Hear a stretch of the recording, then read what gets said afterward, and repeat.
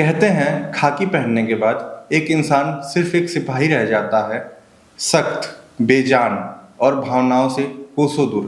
लेकिन उसी खाकी के भीतर धड़कता हुआ दिल जब टूटता है, जब उसे कोई अपना ही अपनों के जाल में फंसाकर हर दिन, हर पल तिल तिल मरने पर मजबूर कर देता है, तो वो इंसान अंदर से पूरी तरह से बिखर जाता है। लखनऊ के गोमती नगर थाने की बैरक में जब सूरज ढल रहा था, तो रोशनी सिर्फ बाहर ही नहीं, एक जवान की जिंदगी से भी हमेशा के लिए बुझ रही थी। यह है सिपाही आकाश यादव, सिर्फ 26 साल का, सपनों से भरा, जिंदा दिल और अपनी ड्यूटी के प्रति बेहद समर्पित लड़का था। 2019 में जब उसने पुलिस की वर्दी पहनी होगी, तो सोचा होगा देश और दुनिया की रक्षा करेगा।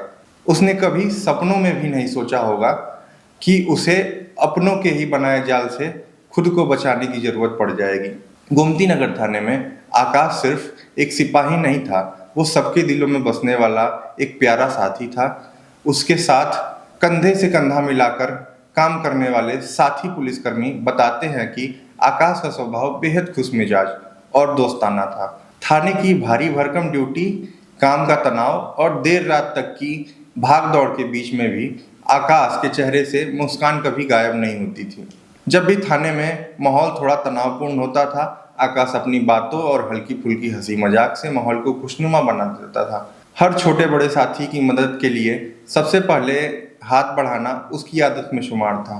किसी को कोई दिक्कत हो या काम में मदद चाहिए हो, आकाश भाई हमेशा तैयार रहते थे। जो भी उससे एक बार मिलता, उसकी सादगी और अपनापन देखकर उसका मुरीद हो जाता था।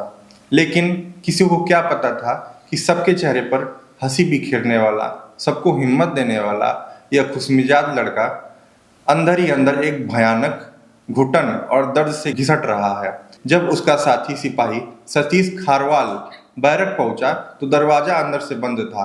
काफी खटखटाने के बाद भी जब कोई जवाब नहीं आया, तो वो दरवाजा जोर जोर से पीटने लगा, लेकिन अंदर सिर्फ सन्नाटा पसरा था। और फिर जब खिड़की से झांककर देखा गया, तो कांच के उस पार का वो मंजर किसी के भी होश उड़ाने के लिए काफी था।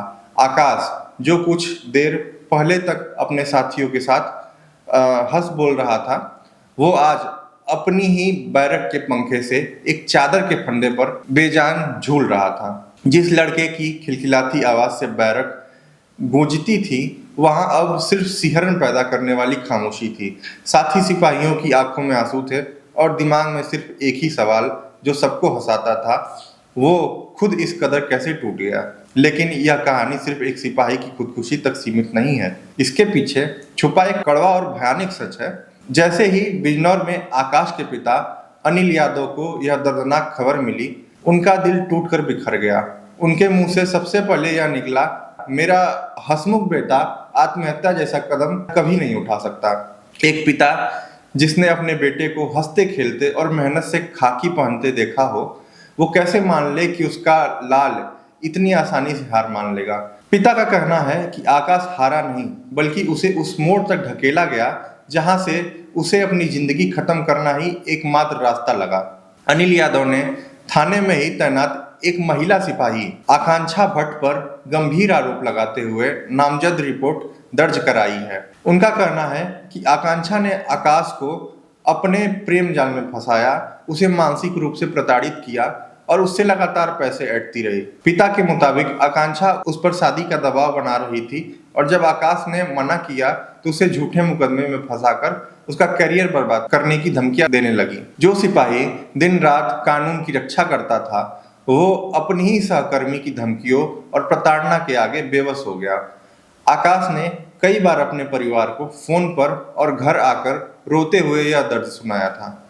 इतना ही नहीं, परिजनों का यह भी दावा है कि आकांक्षा इससे पहले भी एक अन्य युवक को इसी तरह अपने प्रेम जाल में फंसाकर ठग चुकी है और उस पर झूठा केस करवा चुकी है।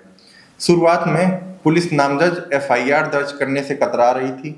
तब परिजनों और साथियों के भारी विरोध के बाद पुलिस को बैकफुट पर आना पड़ा और महिला सिपाही के खिलाफ मामला दर्ज हुआ। जब गोमती नगर पुलिस इस पूरे मामले की जांच कर रही थी, दोनों के कॉल डिटेल रिकॉर्ड्स यानी कि सीडीआर, व्हाट्सएप चैट्स और सोशल मीडिया अकाउंट्स खंगाले जा रहे हैं। लेकिन सवाल यह उठता है कि क्या पुलिस यह जांच उस पिता को उनका बेटा वापस लौटा पाएगी? क्या वो हंसमुख दोस्ताना आकाश कभी वापस लौट कर आ पाएगा? इस घटना ने एक ऐसा जख्म दिया है जो आसानी से भरेगा नहीं, लेकिन यह दुखद हादसा आज देश के हर युवाओं के सामने एक बहुत बड़ा और कड़वा सबक भी छोड़कर जाता है। आकाश की जान एक ऐसे रिश्ते की भेंट चढ़ गई जिसे प्रेम का नाम तो दिया गया, लेकिन जो असल में अपरिपक्वता है, स्वार्थ और ब्लैकमेलिंग का जहरीला जाल था। प्रेम कभी किसी को घुट घुट कर जीने या अपनी जीवन लीला समाप्त करने पर मजबूर नहीं करता।